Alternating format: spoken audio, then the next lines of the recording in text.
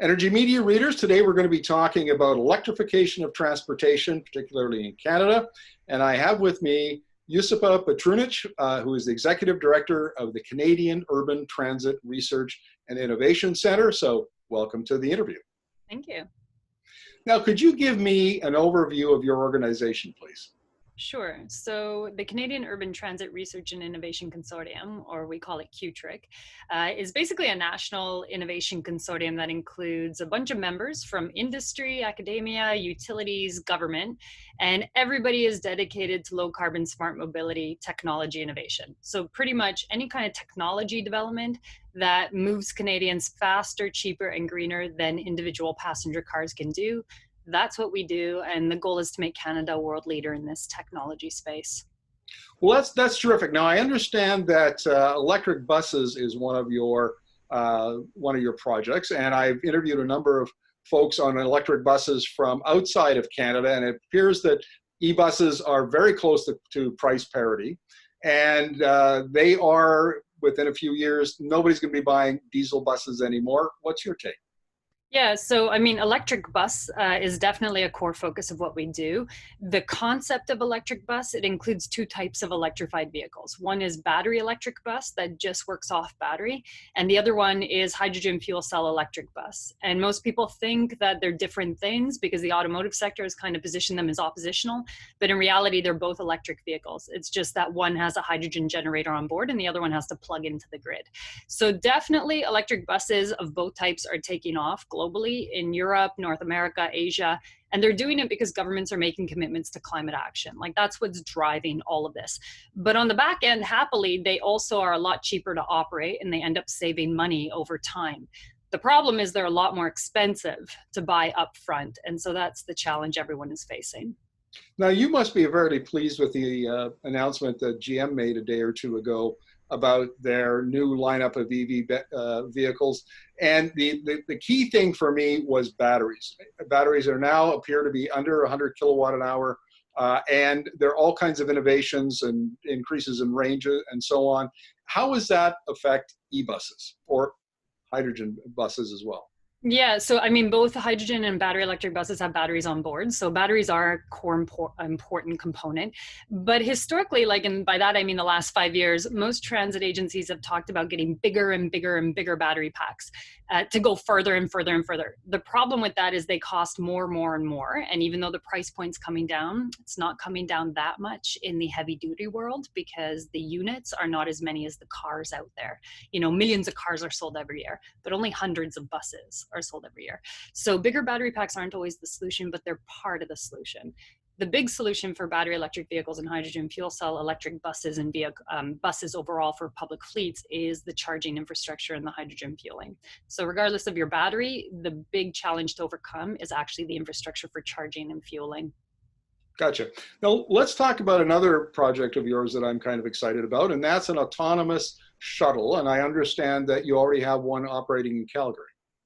So the autonomous shuttle project that we work on is really electrified, low-speed autonomous shuttles. And the idea there are these little shuttles that carry 6 to 20 people, and basically they're driverless. So they're meant to be applied to routes that there would never be a bus on, right? So you're not competing with bus drivers. Transit's very important, but it's all those little routes where you get to the LRT station or a major bus stop, and then you can't get home because it's 1 or 2 kilometers. So it's just too far to walk, but there's no bus service to take you, so you might end up driving the whole way. That's what we call the first kilometer, last kilometer problem. And these autonomous shuttles are really well suited for that. Now, the challenge is, of course, they have to operate on dedicated laneway, not so much in mixed traffic. And that's the big challenge going forward.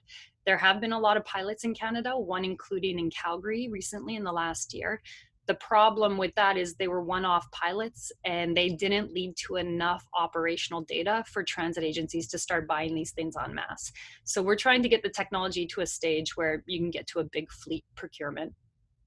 Now, in 2017, when Tony Seba, the economist from California, came out with this study about how robo-taxis were going to take over transportation by 2030, and everybody got all excited, and of course it didn't happen because autonomous driving technology is much further away from being level 5 capable than Seba thought it was.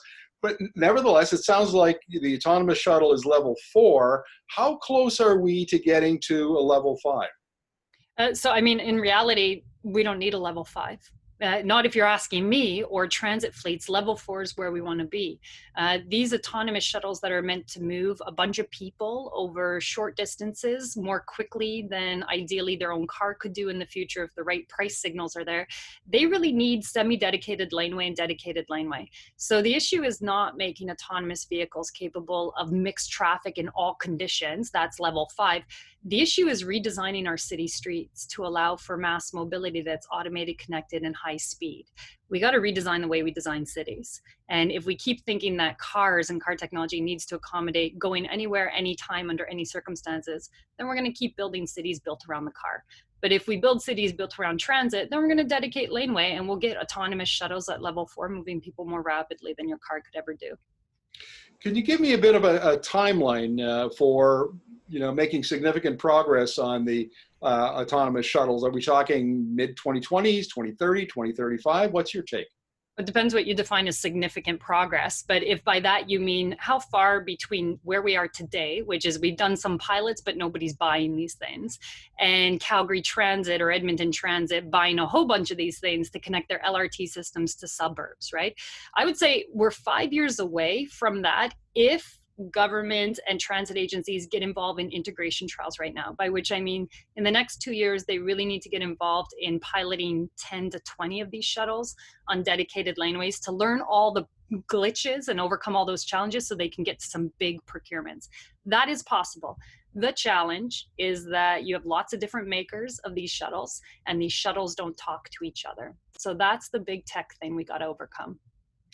Now, final question, Josipa, and this, I'm fond of saying on social media and in my columns that buckle up, the 2020s is going to be a huge decade of disruption, particularly around transportation and the electrification of transportation. And would you agree with that? Oh yeah, I mean, disruption is probably an understatement.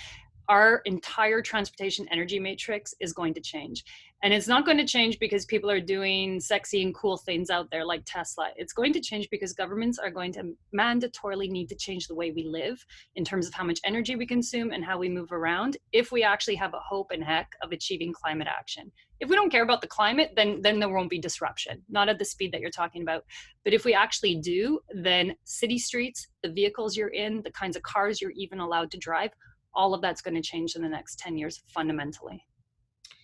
Dr. Petrunic, it's been a pleasure, and I look forward to chatting with you again. It sounds like CUTRIC is doing wonderful work, and it's something that Energy Media will be paying a lot more attention to in the future.